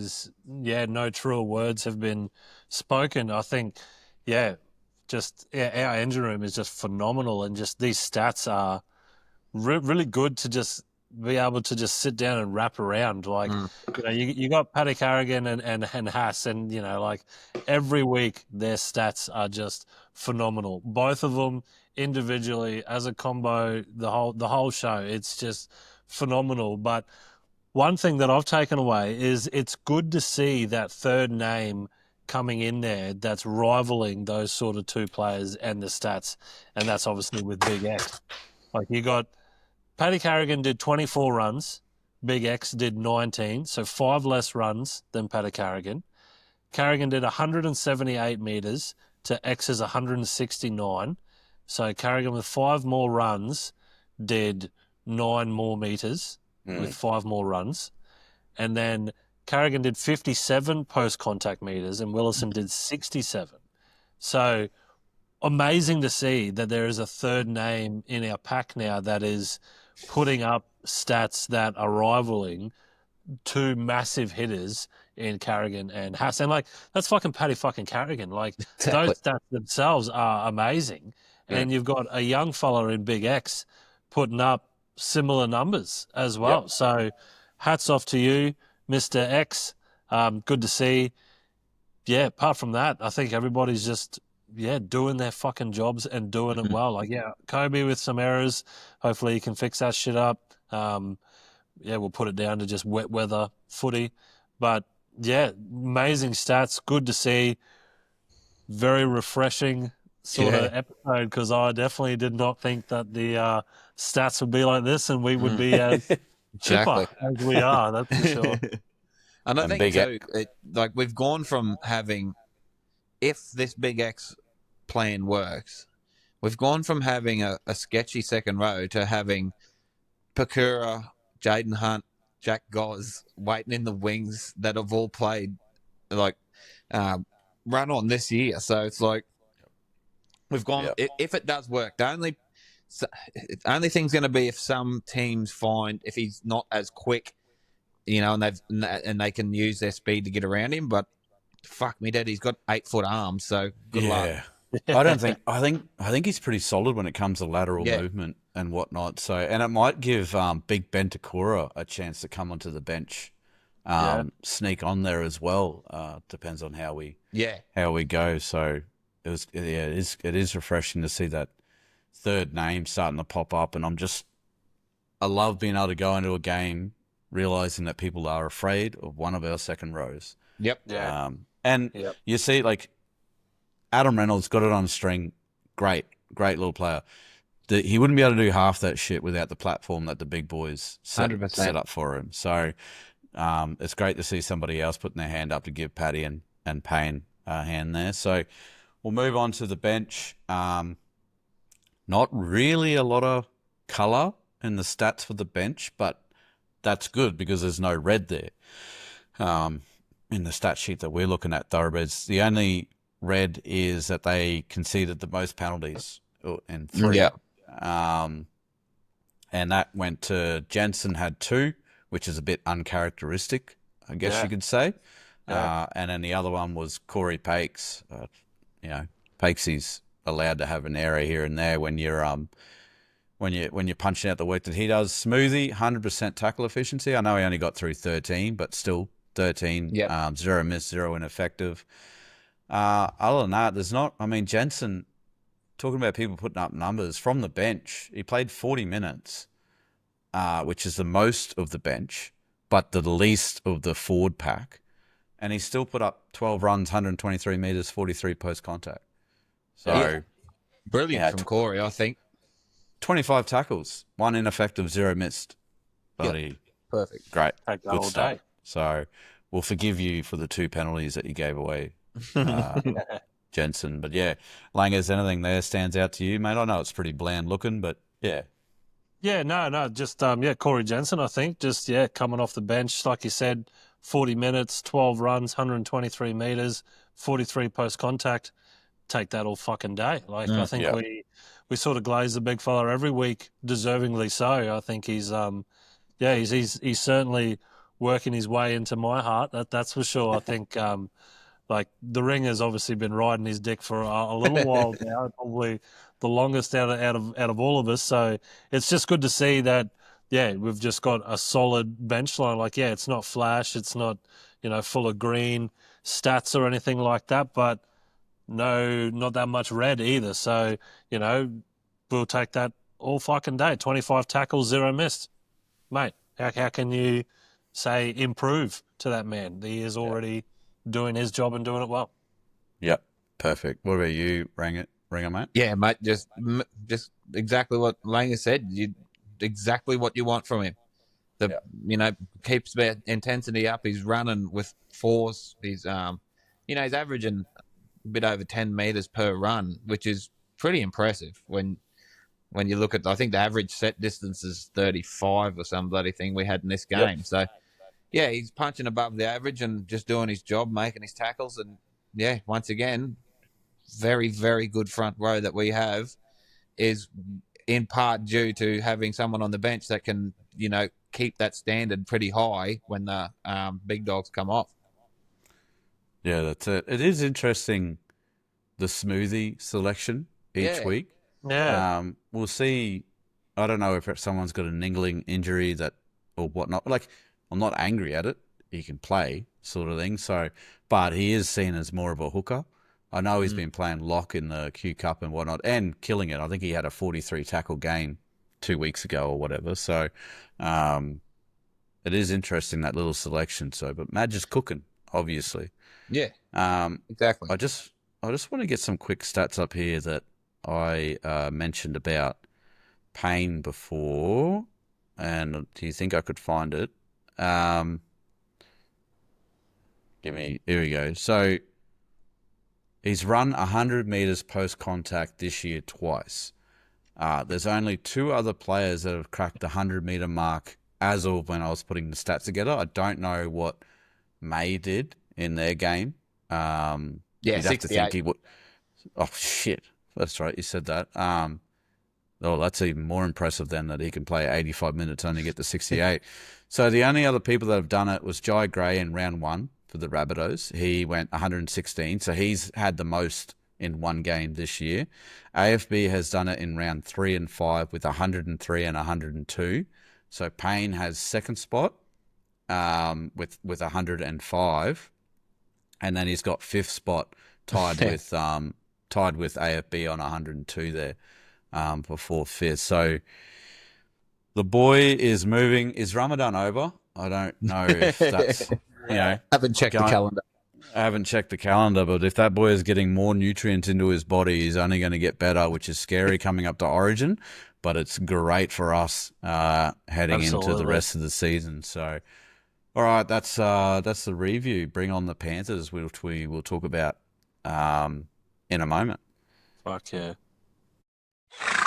We'll get on to the Gronk. Now, I am going to blind react to this. He sent it through, and I was like, I'm not going to look, because after what he said last week, where it just shit canned us, but I am also accepting he's probably going to be a bit chipper, considering the fact that they put 50 points on the Titans yesterday. And for the first 20 minutes, I was wondering whether or not either team was going to crack 20. To be fair, because it was pretty horrendous. But you're brave, blind. You're brave not watching this beforehand, because he could just say something terribly racist and sink the podcast. I'll get all right.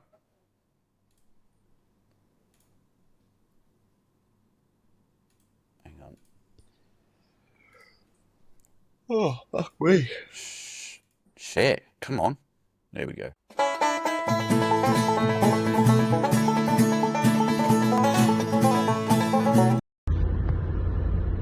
Oh, Well, fuck me if you don't actually just turn up and do exactly what 3 Bronx and the Gronk have been telling you to do for the last fucking 6 weeks. You come out there and you put a fucking cricket score on the fucking top of the table doggies. It's not that fucking hard, is it? Like, up the guts footy, play to your strengths with extraordinary middles and actually using partly one edge, back rower, big X. It's not that fucking hard. You don't play boring footy until you're in their red zone and then go nuts. And look what happens. Anyway, you couldn't do it for 2 halves. We'll see if you can do it for 2 weeks. Anyway, up the cows, 50, baby. Yeah, mate. Well, I mean, it's good to see that the Gronk is sharing our enthusiasm, I guess. Well, I mean, we don't play them until the end of the year, so that's probably why he's not too worried right now. Who have they got in Magic Round? I've seen the tipping. I'll just completely forget. Yeah, I'm pretty sure. I didn't look, mate. Oh, they got the Warriors. That's right. I did not tip them. It's an afternoon game too, isn't it? Yeah. So, I mean, he's a bit chipper. He obviously hasn't seen the draw as of making that video. So, any chat back to him, Langers? No, it's like, I'm glad I thought I missed last week's episode because it would have been the first time I disagree with what he said last week, but I missed it. So, the streak continues. I do not disagree with that man at all. Perfect. Yeah, what about you? what do you say? The man is right. We've been saying it for weeks, and it's finally paid off. And look at the result that happened. So, we'll take that all day. Yep. What about you, Ringer, mate? Got any chat mate, for him? the same. He got it right, and it is true what he says at the end there. We didn't do it for 2 halves, which we've already covered, which is nearly impossible. But it will be interesting to see what we do this week coming up, whether we decide to, why you would do anything different is beyond me, but we all know what the Bronx can do to us loyal fans. They can rip your heart clean out of your chest, Indiana Jones, Temple of Doom style. So, so it'll be interesting to see whether but Magic Round, mate, it's going to be fucking heaving. So, coming up against the 5-time Prems who are on their knees, Jesus. If you're not up for that, to just go and pump some losers, I don't know what you're going to get up for. So, can't wait. But little Ringer, little Gronk, little shit. He definitely delivers truths. Right, we'll do the week ahead now, and we'll get fucking cracking. Coffee. All right, we're in for the week ahead now. Gonna be a good game, I reckon. I'm hoping that we're here just as chipper. But first of all, before we get there, we'll run through injuries and the judiciary. We have been very, very good boys. It is only Ezra waiting on the bench to come on. As Mariner went to the bin, he's not even looking to go to the match review committee. So, fucking, I don't get it. Anyway, it's giving me the shits. Injuries, however, bit of a different story. We've got Fletcher Baker, Hayes Perham, obviously out for the season. They're stayers on the casualty ward. Jack Goswalski is looking at round 14. Okay. I did notice that Reese has been updated from either 11 or 12, and now he's got a solid round 13 return. Okay. So must have done what they need to do, checked it all out, and they've come to that. So, which will be very interesting because that will be Ezra will be back in the team. Yeah. Even if he does play a couple of rounds in Q Cup, I think we got the bye in round 12, so that probably also played into that. But Ezra will be back, thankfully. Jordan Ricky, round 9, just had an illness. They got that. I think he had a blood poisoning or whatever it was. So he's just in recovery. And then Adam Reynolds, shoulder, I've got here rehab to be confirmed. But if you listen to the post-match conference, he was pretty confident that it was just what we've seen like in the Tigers, where he just needs a bit of a recovery and he'll be back. So I don't think the little general would want to miss Magic Round. Now, we'll get into that game, and the league is rigged is what I've got here. When you put the Broncos at a 4:00 p.m. time slot on a Sunday afternoon, It's like telling a vampire he's got to come out into the daylight to blow his candles out on his fucking birthday. Jesus Christ, what are they trying to do to us? But there is blood in the water.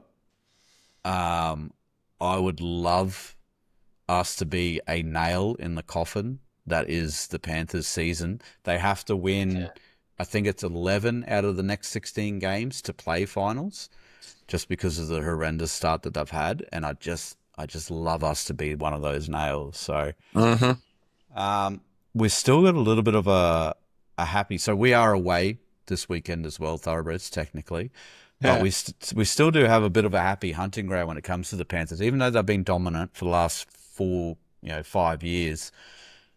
We've played them 45 times. We've had one draw. We've won 24, and they've only won 20. So we're running at 56%. As of doing these stats, they had us by 1% on the completion rate. That will definitely have gone down since the Manly game. Unfortunately, I don't update that stuff until tomorrow morning. Tackle efficiency, they've again 1%. They've got us there, 88.7%. We're running at 87.7%. I dare say that would change as well. Wins this season, not looking too good. They've only had 2, which is a vast difference to the team that we're used to seeing run out. Yeah. We, however, just went up and got the unexpected win on the Dogs. So we're actually punching not too bad. So we're 5 from 8 now. If we lost that one, we were going to be even 4-4. Win rate at this venue is 58. Panthers actually have 55% win rate at Suncorp. So a little bit unexpected. The last time we met, they got us 14-6 in round 18 last year. Possession was 55% to them. Completion, they did 80%. We did 77%. Tackle efficiency, they had 91.1. We had 87.84. Their last 5 games, Rabbitohs loss, Cowboys loss, Dolphins loss, Roosters win, Sea Eagles loss. We have had a Dolphins win, a Tigers win, Roosters loss, Warriors lost, Bulldogs W. So, predictions, lads. Langer, I'll get yours, mate, off the gate. What do you reckon? I'm loving watching the Panthers struggle almost as much as I'm loving watching how good the Broncos are doing. It's a very nice year for me for just 2, obviously, polar opposite reasons, but they just both bring me an immense amount of joy. So with that being said, I hope it is an absolute fucking cricket score this Sunday, just to finish off Magic Round with an absolute bang. Send the Clearys back down to the foot of the mountain, fucking tail between their legs. I'm going 13+ for the Broncos. Yeah, love it. Do it. Love it. What about you, Ringer, mate? Dead set the same, mate. Would love to pump these losers and, send them back home knowing that they're probably not going to make finals this year, which would be huge. But knowing it, like, you're always wary of the Panthers because it's the Panthers and, they've definitely got a game to come out. But, mate, if we can do a 13+ job on them, I'll be the happiest bloke in the West. Fuck yeah. Yeah, we might have to get some party poppers for the next episode if we do that. Look, there's definitely blood in the water. I dare say getting up against the Roosters was more of a rivalry thing. Maybe, I don't know. But far out, Magic Round, Sunday afternoon, absolute, God's country with the beautiful sun out, hopefully. And not too much of a choppy track. We should put them away pretty comfortably, I reckon.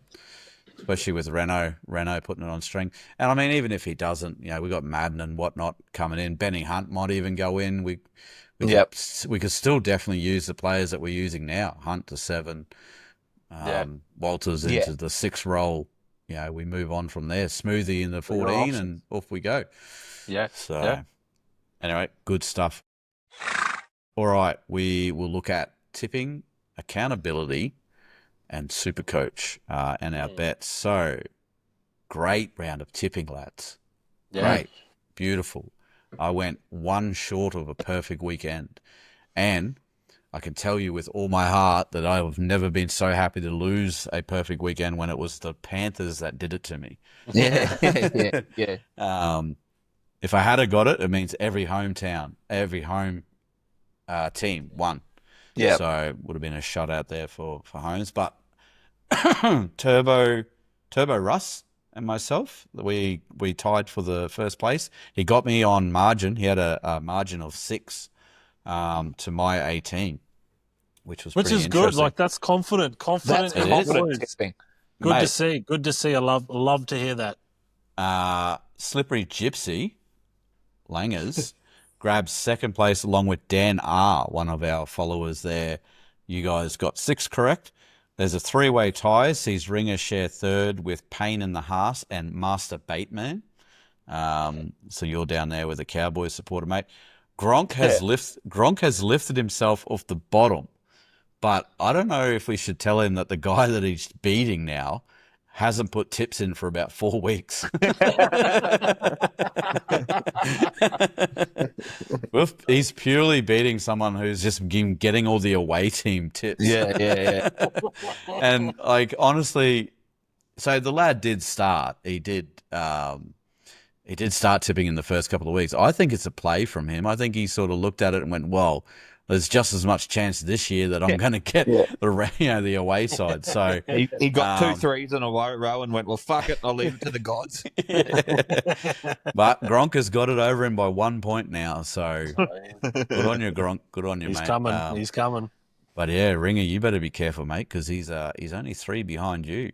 Mate, I must have had a bloody 1 rum too many. I went and put the fucking Knights down for a win. I was like, Jesus. I don't know why. I know that's what fucked me. I put the Knights down. So, yeah, I don't know. I was very confident in a KP bounce back or Dylan Lucas lift them off the doldrums, but they're just equally as terrible. So, mate, you be joining in on the Nighter Boys calling for AOB's head then. Bro, I'd love to get on that podcast and feed him some shit. Oh, very good. Super Coach, what have I got here? BJ's Battlers got huge. He went big, 3 points or 1,500. So well done, mate. Yeah, right. 1497. That is before updates too. So yeah, if he cracks 15, that's be the first of the year for us, wouldn't it? Yeah, yep, it'd be a good effort. The Immortals is back. For those following along at home, that's the Gronk's team. He scored 1,423. So he takes out second place for this week. He needed that. I know he needed that bounce back. Elsie's Echidnas takes out third. Consistency is key here.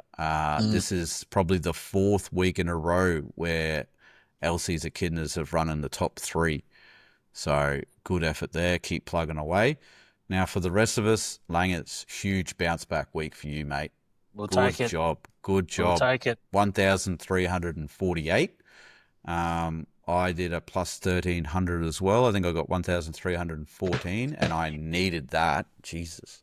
I see yours is updated to 1,351.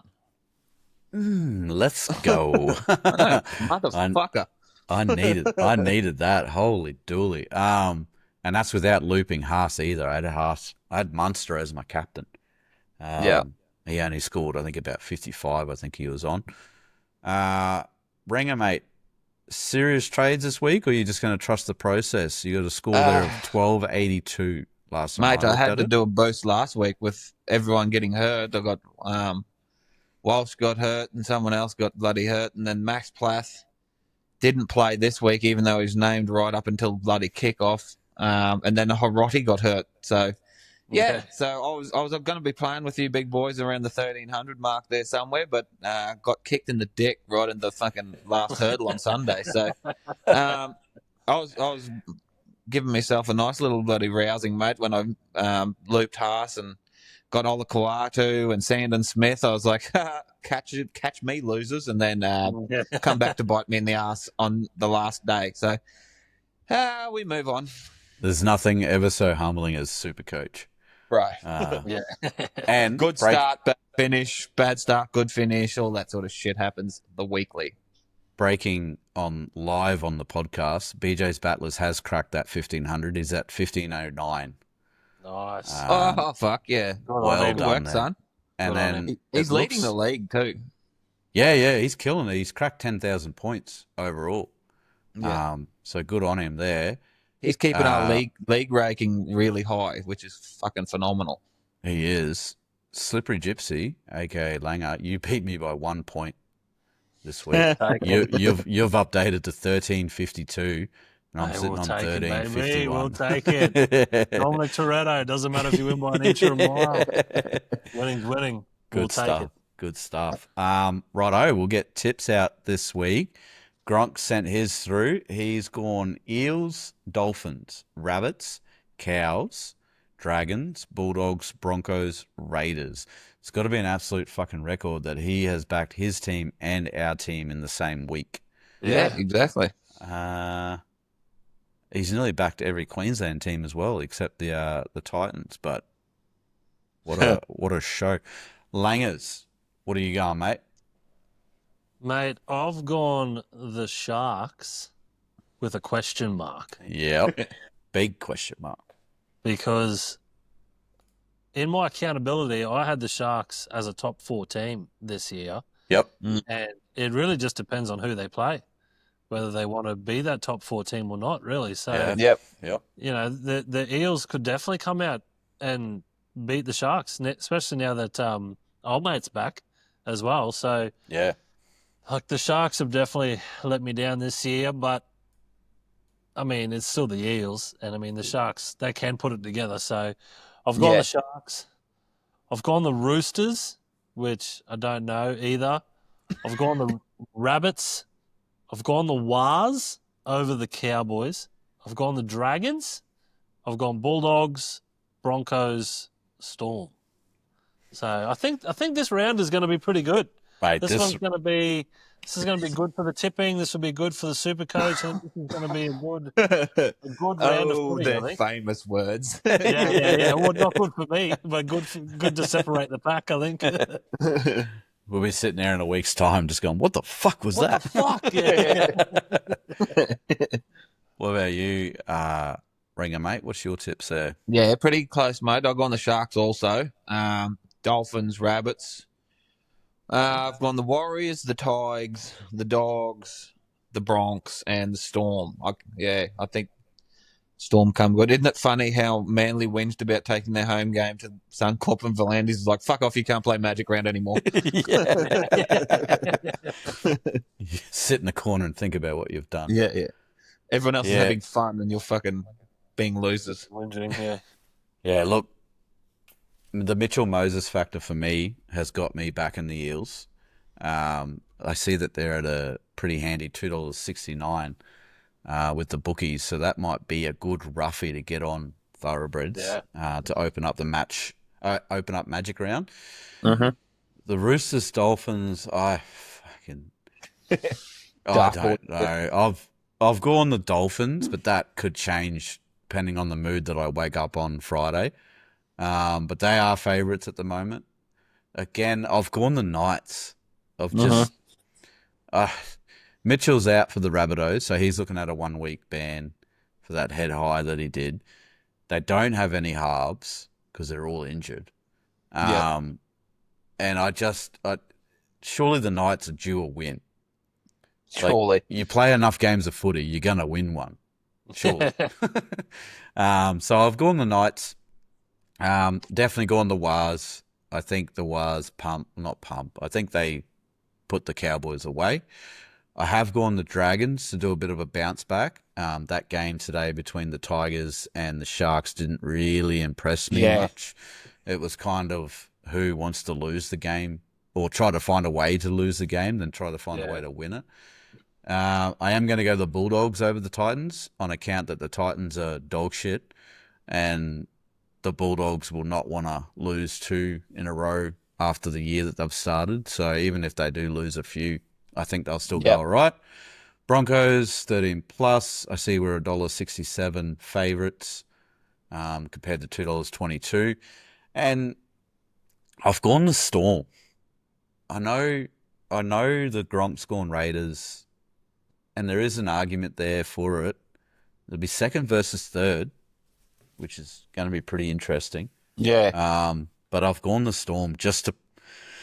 They love Magic Round, so Yeah. I can't see too much going on there. But yeah, that's our tips. Now we move on to the betting.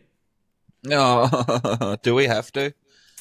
Mate, Thoroughbreds, we were an Xavier Savage from doing a giveaway on the podcast. Would have been our very first one. Of course, it's was it the shortest leg? No, Close to it, I think. Close It's to it. 84, so. Of course, it was one of the closest, the shortest legs that fucking doesn't come up. We got the Broncos head-to-head, and we got an Xavier Willison out of the way early. Yeah. Fed that The into first 2 minutes was like, fucking hell, this game's easy. We got a Xavier Coates out of the way pretty early on in the Storm game too, Langers. It just couldn't. Xavier Savage just couldn't seem to get the fucking ball. To be fair, Did not go hunting the kid. I was listening to it on the good old ABC, and all I'm thinking is I haven't heard this fucker's name for a good 20 minutes here. So the X-Files bet, I thought he was injured or some bullshit like that, but yeah, no, he just didn't go near the ball. So that's about right for a multi-buckhander. Yeah, that's it. But shout out to Thoroughbreds that did send in your tips and your slips. 100%. Get around it this week. We'll try again. We'll go harder, and we will get there. We will trust the process. If anyone wants to come on and sponsor, though, we could just do a giveaway as well. So, Fuck yeah. Reach out, DM us, all that sort of stuff. Road to 1 million, lads. We need to put more legs on, because when we put more legs on, we get more green ticks. Yeah. We out of 16 legs, we ended up getting 3. So not good at all. 19%. Yeah, hit rate. Considering last week was 56%. Yeah. Something on those lines. Anyway, Jesus. this weekend, the way that it's been allocated, I will take the first 2 games. Langers, you're taking the Rabbits, Knights, and the Warriors, Cowboys. Copy. Langers, you've got... No, not Langers, sorry. Ringer, you've got Tigers, Dragons, Titans, Bulldogs. And then the Gronk's going to finish off with Panthers, Broncos, Storm, Raiders to bring us home. That'll do. So we'll see how we go with that. Righto. A bit of wrap up before we wrap up, and we are going to get into it. Referees and this whole sin bin fucking saga and whatever. Now, keep it very clear, Thoroughbreds. I do not blame the referees, and my point will explain that. So at the moment, from what we can see, the NRL is trying to make it a blanket coverage for the entire NRL. This is the standard that we set. This is what we expect. I think they need to go the complete opposite. I remember the days growing up when Bill Harrigan was a ref. Come Origin, you hated Bill Harrigan because everyone thought he was a one-eyed New South Walesman and that's how he refed, blah, blah, blah. But the teams adjusted and the teams played according to the ref that they have. So I would like to see let the refs play their own game. Yeah. And let okay, we have Jared Sutton this week. We know that Jared doesn't like laying in the ruck. We know he doesn't like doing this. So our game plan will be quick ruck speed, quick this, get to our players here. This is how we're going to handle this referee. And then, okay, next week we have Casey Badger. Casey likes this, this, and that. She doesn't like this, this. And it would just take that multi-million-dollar bunker and just call it the video ref. Because that's all it is. Like, it's not anything used to what we had to. And stop this bullshit where we go back and take players off. It's not working and it's not consistent. So, yeah, I just think the refs need to they bring their own personality to the game. They already get abused. So exactly. It's not going to change. If our old mate wants to throw a call out there and nobody agrees with it, what's the difference? He's already throwing calls out there that nobody agrees with. It's just not his own calls. At least this time he's going to back himself and say, no, that's how I'm playing the game. And we go from there. So I'd like to get your opinion, and I'll throw to you, Ringer, mate. what's your on the whole? I think we had 18 sin bins this weekend. Yeah. So. I understand it. I understand a few of them. I do like the shoulder to the head ones now. Like especially the two Bulldogs ones, Dust, and the ones that they even missed. But I mean, that like if you want to send them off, fair enough. But if it's not bad enough for you to pick up in the run of play, don't go back and send someone off because you don't benefit at the time if you're the attacking team. Well, you could lose possession, the other team could have the ball, and then they go back and send someone off. It's like, what's the point of that? Like that's not changing. Like you've lost that momentum. So I don't know. I think it's stupid, that part of it. If it's not bad enough to send off when you see it, well, it's not a send off, is it? So I hate that part of it. Like, but it's just funny with NRL how they get these directives to go hard at these certain things, and it always devolves into the absolute shittest things, like shittest outcomes. Like if it's shoulder to the head, fine, 10. If they get tapped in the face, it's not 10, and it's not even a fucking penalty. Like we just seem to jump off a cliff. We go all in when we do this stuff, and that's what grinds my gears about it. Really, is that we just go too far when we have these crackdowns. Like, just get the obvious ones. Everyone can see it. You get 10, and then the players get the memo. Then you don't have to do everything and ruin the game for the fans to get the players to get the memo. So, anyway, hopefully they move past it for Magic Round. Sure, hopefully they did it this week to try and put pressure on teams to pull their heads in at Magic Round because they don't want to do it there because they did a couple of years ago and got absolutely raked over the coals for it. Yeah, well, I mean, it's at the end of the day, we're the people that make the game what it is. 100%. Money-wise. So if you're getting people coming in from all over the country to gather at Magic Round to watch and they all of a sudden can't watch their favourite players because of some bullshit sin bin, it's not looking good. And Joey Johns had an absolute meltdown today on 9. Basically calling out the NRL that they need to come out and explain what the fuck they're doing. Yeah, exactly. And I'll stand with what I said about the Satilli knee to the head. Like, as soon as you did that and he didn't go, then why are we doing this? Because you're not serious. You're not serious about it. And then Montoya will go for a slap in the face, or even poor Dean Mariner. There's nothing in that. No. Like, give it a penalty, yes, but we've moved past it. So if the players didn't call for it, and let's be honest, the players are going to go, if there's a chance to get a penalty, they're going to go for a penalty.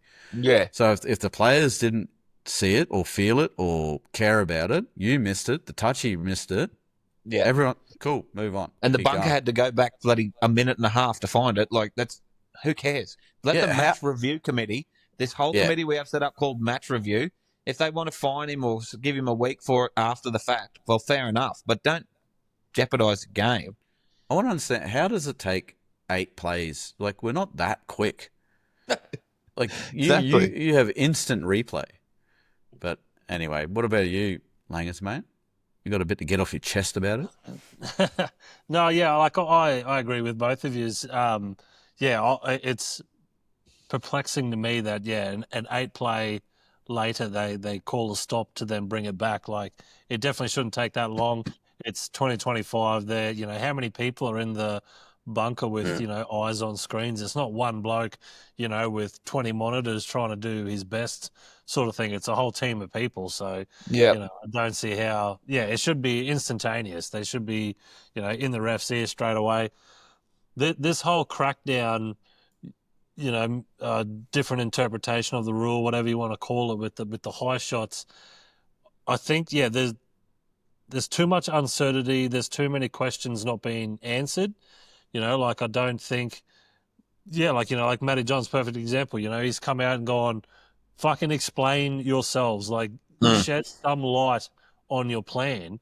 And I think if they did that, that would probably solve a lot of issues, because like, it just seems like the refs have been given a directive: if you see anybody's head get touched, send them for 10. And that's not what this sport should evolve into. So I think there does need to be some sort of mediation. I don't know if that's the word you want to call it. Whether, and I don't know. It would be good to just have a ref front a few journos and just get a few questions going. Answer a few questions, and then, just sort of. I think a lot of people would probably have similar sort of questions, concerns around this season's reffing. So get the refs out there, get them answering questions that a lot of people would probably have. Get a few questions answered, and then you can sort of look at it maybe from a different perspective, different frame of mind. But at the moment, it is frustrating to watch that.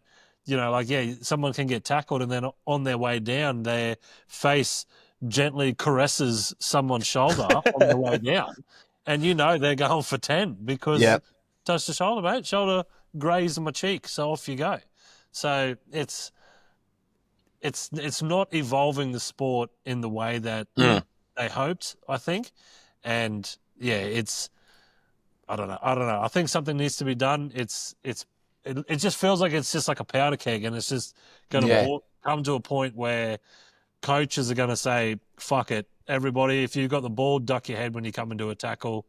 Let's just get 20 sin bins in a game. Yeah. You're probably going to shorten your lifespan by 10 years, but hey, you'll give us the win, and that's all we really care about at this point in time. So, I don't really have an answer for you, but I think something definitely needs to be addressed. Definitely. And I think that the one big problem is that the referees and whoever the referee, like Graham Annesley and like the boss of the referees, they seem so far removed from the people. So something like a press conference after the weekend, like on a Monday, that's I'd tune the shit into that, where you get journos in a room and they get a couple of refs and Graham Annesley, and they say they can pick 5 howlers over the weekend and say what was going through your heads here, and they can just sit there and explain it and say, oh mate, I didn't see it, I was just calling it on the fly. Make it more personable so people understand. Like, because at the moment they don't get to even say, "Oh yeah, I just missed it, mate." Like I didn't. I from my angle, all I seen was such and such. You know what I mean? I think that'd be so much better for them and their sort of PR, and better for the fans, because to get a little bit of an explanation. Because like, we're fucking humans, mate. People fuck up all the time, and they're making split decisions in one of the fastest paced games on the fucking planet. Like, so we understand that there's going to be fuck ups. So if you just to sit them down and say, now look at this one, this is a howl, and the bunker one's the worst. Like, look at Satili's knees one. He should have been gone for 10, and how the bunker can't intervene for that. Yeah. Anyway, so yeah, I reckon a little presser after the weekend, and just, let them get out there. It's going to be surely better for them to get their faces out there and have people actually listen to a human say, yeah, I fucked up, I'm sorry. Like, I just didn't see it that good. Like, yeah, well, Graham Annesley used to do that Monday interview, but basically all it was coming out and saying, no, look, that howler, we did that because of this reason. He used to have an excuse. It was an excuse-a-thon sort of thing. And, like, you can imagine the gag orders that the NRLs would have if they fronted a journo. They'd be like, it'd be worse than the coaches. They'd be fined or some shit. Yeah. One ref that I am interested in, Adam G. We all remember how great of a referee he is when he's on the ground. And I think it's because he plays what he sees. No one, other than when people point out, fuck, that was a really well ref game. And normally it's G's sort of games that are labels that. But he's been stuck in the bunker this year. Yeah. I don't think he's officiated on the ground one of them. So, whether that's the NRL saying, well, if you're not going to fucking play to our rules, go and sit in the bunker sort of thing. But anyway, it is what it is. Like, it's not good. And I think if a lot of people, a lot of fans make a lot of noise about it, they can't ignore us all. Definitely. So get loud, thoroughbreds, if you're not happy. And that's bullshit. It's not just happening to the Broncos, it's happening to every team. And it's ruining it. So yeah. Anyway, it is what it is. That is us for this week, thoroughbreds. Send us your thoughts on the games. Love the interactions that we're getting. Put up a reel about us whinging about a penalty we didn't get against the Warriors, and the comments lit up. A lot of Warriors fans seem to remember a forward pass that Reece Walsh did. 23? I can't remember it at all, though. I think we scored off it. They were very salty. They were bringing that up constantly. So, I don't know. I'll have to go back and watch those games. I can't remember that one. But anyway, we'll move on with that. Let us know your opinions on everything that we're doing here. What do you like? What do you don't like? All that sort of stuff. If you're listening to us, you've found us, so please help us share the love. We'd like to try and grow this platform. We love the organic growth that we're experiencing at the moment. Head over to the socials to do that on Facebook, Instagram, and TikTok. A like on our post costs you guys nothing. A comment gives us motivation. Sharing our content introduces the page to new people, and hitting the favorite button gives us a little bit of engagement and a bit of confidence that we're creating the right sort of content for you guys to listen to and watch during the week. Bet responsibly. Bet for fun and not for the rent. Be a contributor to society. Stay out of one another unless it's consensual, and we will gallop off into the week. Catches after Magic Round Thoroughbreds. Cheers, Have fun at Magic Round Thoroughbreds. Don't get in the doghouse too deep. See ya.